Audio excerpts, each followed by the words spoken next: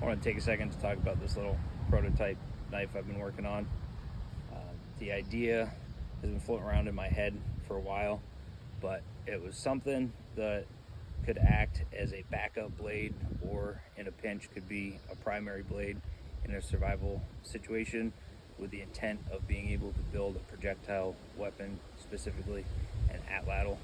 I have always been fascinated with Clovis points and early human culture, and I decided to base the shape off of pictures of original Clovis points, so it has that distinct Clovis profile. However, it's just an 1/8 inch thick piece of ADCRV2, and down at this lower part, the edges are rounded off so you can hold it relatively comfortably, and the upper part of the point has a short section of Scandi grind, so in a pinch you can use it as a tool to whittle out an Atlatl and a dart and use it in a survival situation.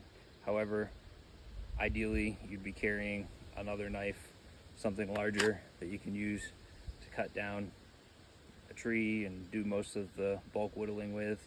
I made this earlier out of a sapling that I cut down with my larger knife, and then using the saw on my Swiss Army knife was able to cut this notch, and then use the guts from the paracord for the neck lanyard on the sheath to wrap around the shaft of the dart to prevent it from splitting upon impact, driving it down further.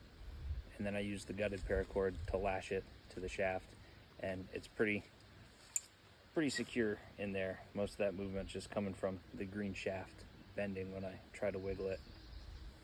But I think in the future, when I make more of these, I'll make these holes slightly larger so I can get more passes of paracord through it for more lashes. And I might even make these bottom ones more oblong so I can get more wraps around the shaft instead of being limited to this X pattern. Though I am pretty impressed with how secure it is with just these 4 holes. I might also add 2 more in the middle to make it 6 holes. But yeah, so this is just a quick little Atlatl dart that I made. No fletchings yet.